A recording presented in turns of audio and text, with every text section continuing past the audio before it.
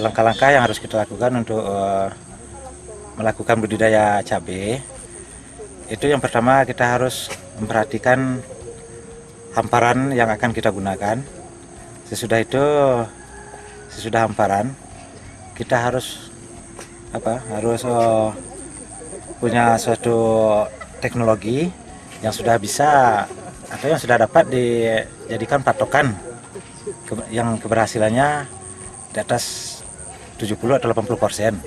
Jadi berdasarkan panduan yang sudah ada, barulah kita lakukan budidaya cabai itu menurut bagaimana mestinya yang sudah ada diatur dalam buku SOP yang sudah dibentuk kan itu. Ya, yang pertama masalah pembentukan bedengan. Sesudah itu pemilihan benih. Sesudah itu persemaian.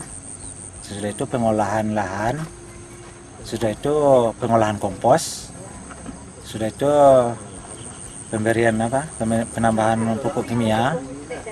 Dan yang terakhir mungkin yang paling itu pengendalian hama. Itu yang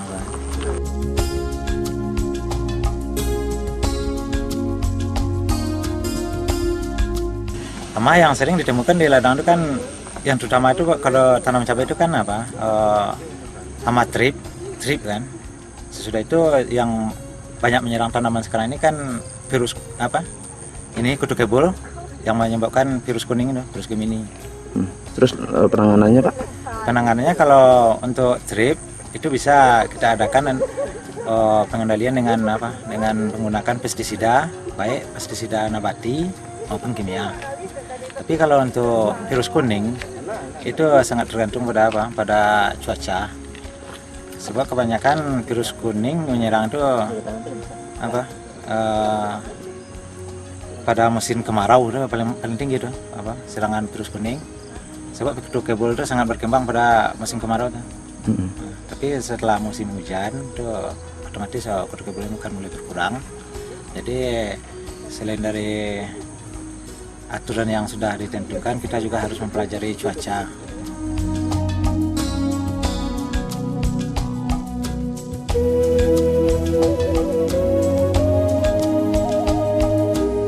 Yang jelas kan kita menambahkan penggunaan kompos yang cukup tinggi, dan selain itu juga menggunakan penambahan pupuk-pupuk kimia dan perangsang tumbuh.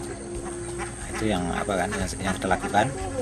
Dan kebetulan mungkin karena akibat fotosintesanya juga memang lebih bagus, akhirnya pertumbuhan itu kan jauh lebih melebihi dari yang normal ya gitu.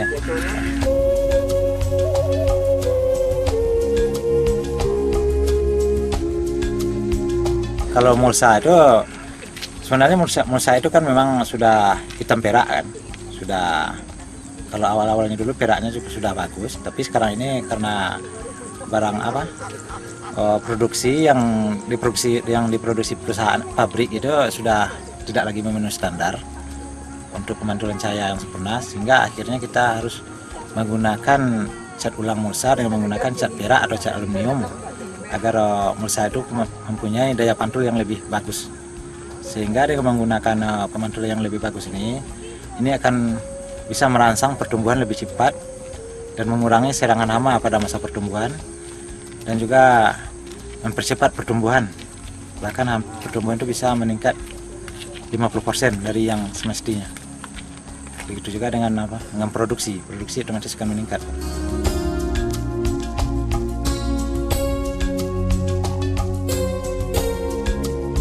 Selain perlakuan organik yang ditetapkan dalam perawatan cabai kopai, melalui ketekunannya dia berhasil memurnikan bibit cabai yang memiliki keunggulan panjang buahnya mencapai 35 cm yang kemudian dinamakan cabai kopai. Nama cabai kopai sendiri ada yang menyebut kependekan dari kota Payakumbuh, dan saat ini cabai kopai memang sebagai pelambang kota Payakumbuh untuk bidang pertanian.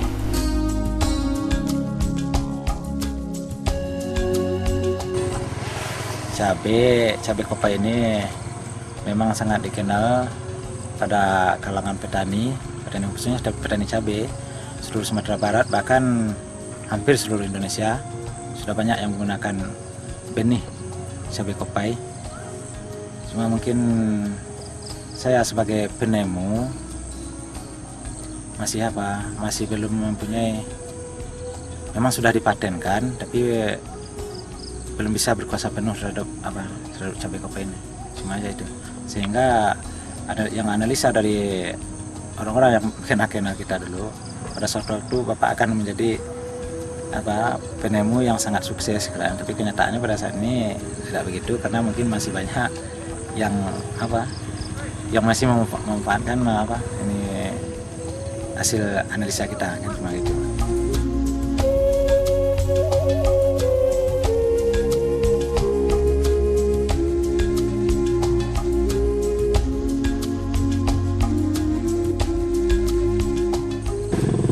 Iya, kalau sampai saat ini saya sebagai petani masih selalu melakukan percobaan dan analisa. Bahkan saya sudah pernah, saat ini mungkin suatu saat akan dikembangkan, itu masih ada 2 jenis cabai yang berasal dari pohon induk cabai kopai yang akan saya kembangkan. Yang pertama itu cabai kopai yang ukurannya lebih besar dari cabai yang sekarang. Memang itu sudah saya temukan tapi masih dalam penelitian atau pengkajian. Yang kedua masih cabai kopai tapi ukurannya lebih pendek dari cabai kopai yang sekarang, tapi punya ciri khas sama dengan cabai kopai, cuma ukuran buah lebih pendek tapi produksi lebih tinggi. Dan sekarang ini akan saya coba mengembangkan di lahan percobaan. Mudah-mudahan karena lahan yang cabai yang akan saya kembangkan sekarang ini saya baru diadakan sekali uji coba, itu jauh lebih kebal terhadap hama yang menyerang cabai, yaitu virus kuning pada saat ini. Sehingga setiap saya lakukan itu tetap tidak terserang.